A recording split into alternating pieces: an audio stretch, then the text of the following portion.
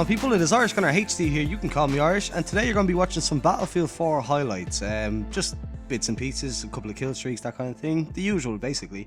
And I wanted to talk just quickly and shortly because I'm not sure if you're able to tell, but my voice is a little bit rough. I've had a cough, really bad cough for the last week and a half or so, and so it's meant my voice has been almost completely out of action for the last week. At points I couldn't even talk, so yeah, basically, I just want to talk a little bit about the EA Play event. I watched it, and kind of there wasn't anything surprising. I don't think. I was deep down every year with EA when it comes to E3 and kind of press conferences and stuff. Always in the back of my head, I'm thinking, please Skate 4, please Skate 4, please, and please on the PC, please on the PC, please on the PC. Now that more and more people are like kind of considering a controller of some sort as part of a PC build, it's like it's a little bit more feasible now to do it on the PC. But alas, they didn't. They announced a couple of things. They announced Mass Effect Andromeda. Well, they didn't announce any of these things. They just showed off a bit more of like trailers and bits and pieces. They found they showed Mass Effect Andromeda. Obviously Battlefield 1, Titanfall 2, then the usual kind of EA Sports things like Madden and FIFA, and then like the kind of different programs and stuff that they're running, and it all looked pretty good. What surprised me a lot about the sports things, and particularly FIFA 16 or FIFA 17, sorry, being Irish and obviously being a football fan and into the FIFA games and stuff, the fact that they're moving the FIFA EA games onto the Frostbite engine is very interesting to me. It's gonna be interesting to see how the physics and that kind of thing plays out, because they've always had their own engine, and even only as recently as I think it was FIFA 15, maybe FIFA 16. I think it was FIFA 15 on the consoles and then 16 on all platforms. They had only moved over to the Ignite engine, which is a new engine kind of thing. So I thought that was very interesting to see that it's going to be on the Frostbite from now on. It's a good move, I think. Moving as many EA games onto the Frostbite platform, engine, should I say, can only be a good thing. And as you see here in the game, I went 15-1 at the start of this round, and the accusations had begun. And I just thought that was amazing because I never got accusations. But anyway, yeah, like moving on to the Frostbite engine can only be a good thing, because it's a great engine. Obviously, it looks fantastic. The sound design that's possible on it is amazing.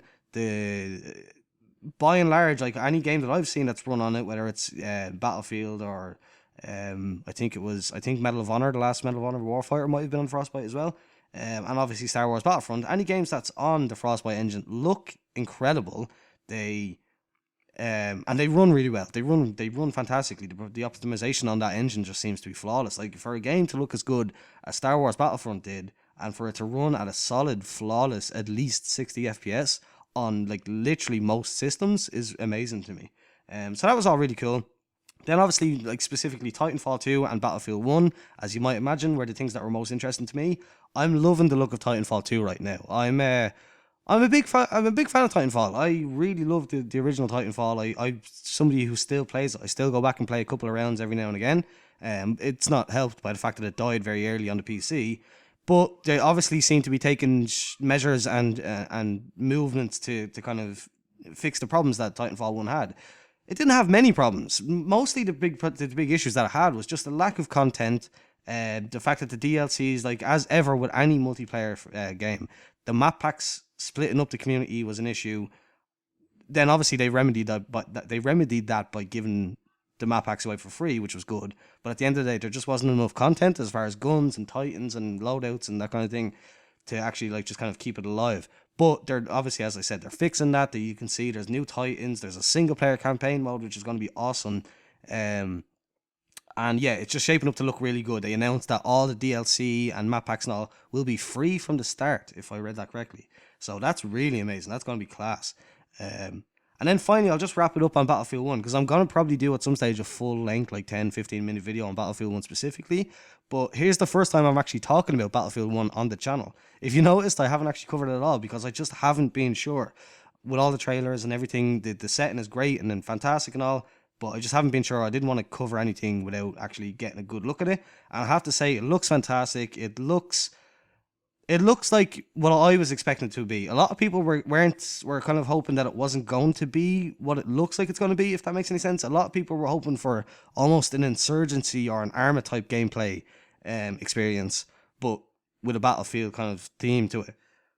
But what I felt is we're getting a Battlefield game with a WW1 theme to it. If that makes sense, I hope it makes sense. Like it's looking very fast paced. Like even without all the kind of automatic weapons, assault rifles, all that, the fact that there's SMGs and stuff like that, you could tell by the gameplay that it is very much a Battlefield game, and that's good because I like Battlefield games. Obviously, it's going to help me kind of ease into the transition from only playing kind of FPS or kind of modern FPS games.